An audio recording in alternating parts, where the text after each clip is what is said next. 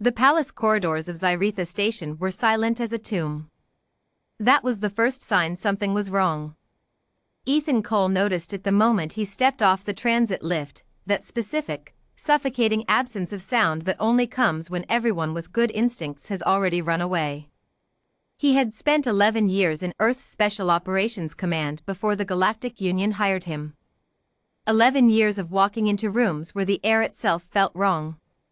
His hand moved to the sidearm at his hip. Not yet, he told himself. Assess first. He was 300 meters from Princess Luna's private chamber. He started walking faster. Luna of House Ethrin had never asked for a human guardian.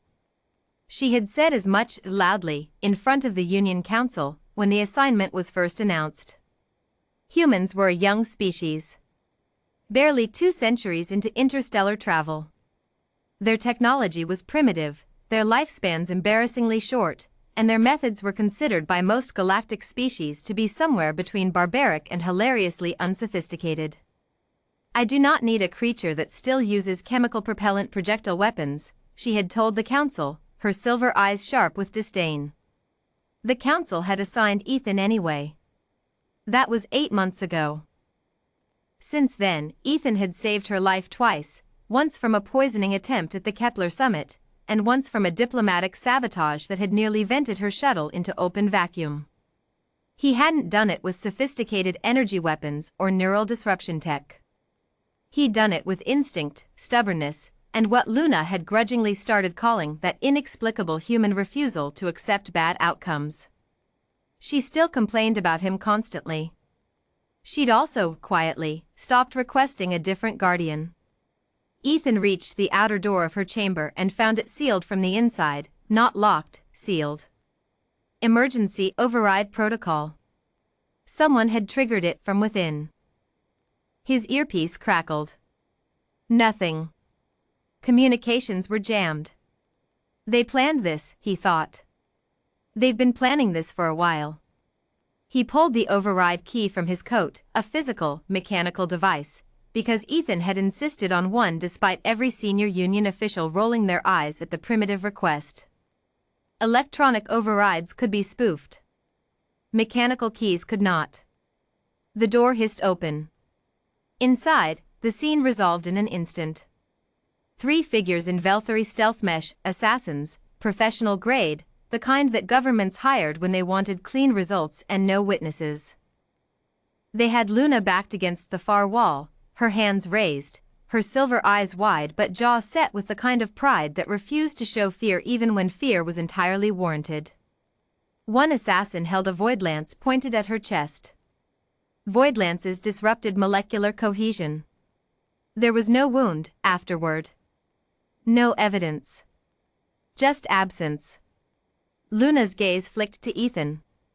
Something crossed her face, not quite relief. More like recalibration. Guardian, she said, her voice utterly controlled.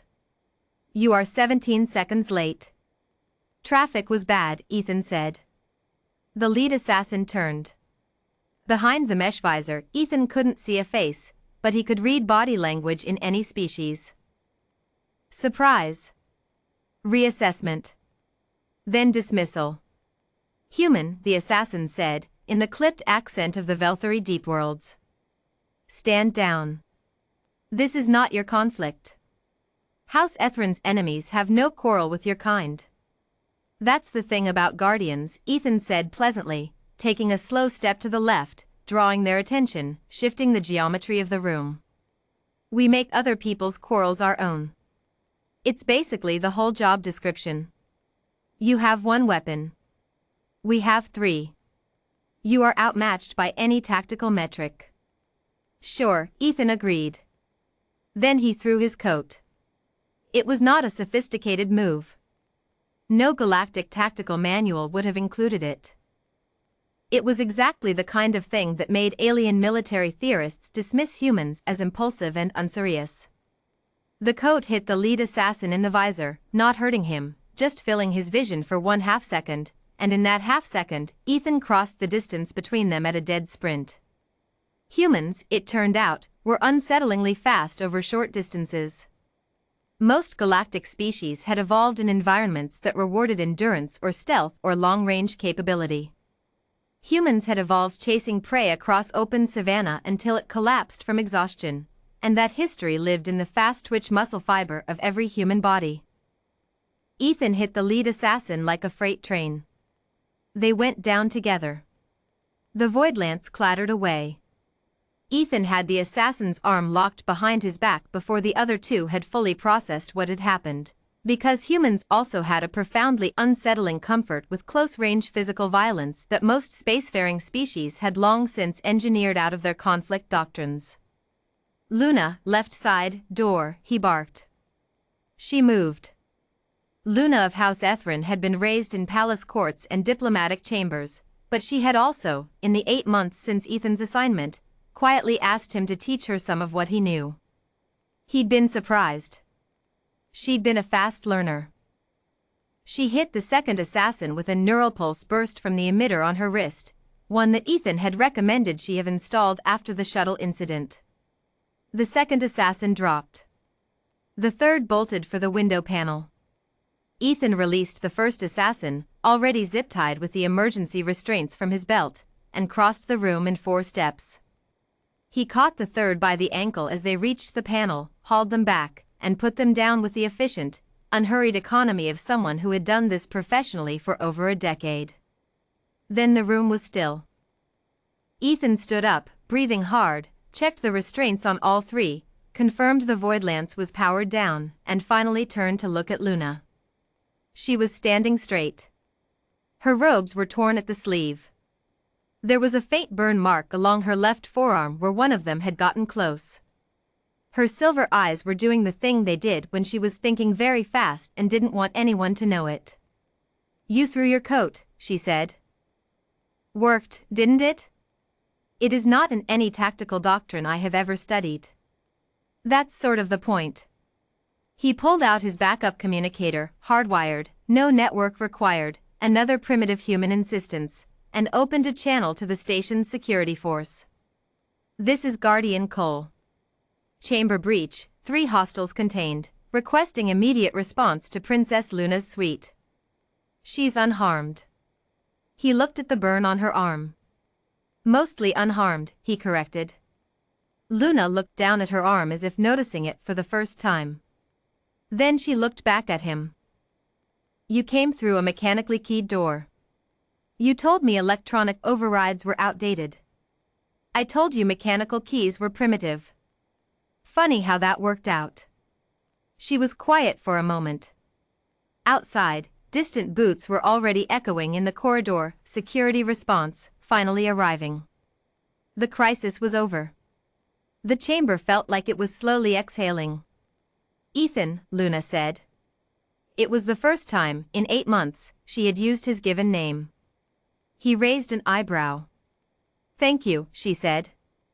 It came out exactly the way he imagined it cost her, measured, precise, stripped of all the courtly indirection she usually wrapped around anything that felt too direct.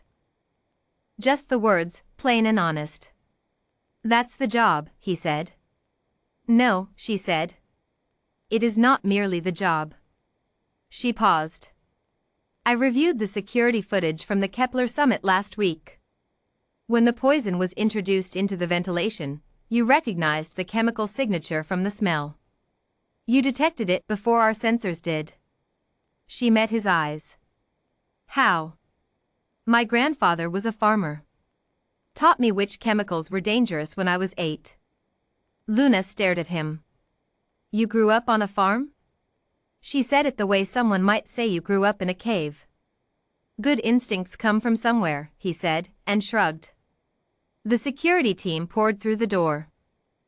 Ethan stepped aside to give them room, already moving into the familiar routine, report, debrief, documentation. The mechanics of aftermath. Behind him, he heard Luna say something to the security commander, quiet enough that he almost missed it. "The human guardian," she was saying, "performed exactly as required.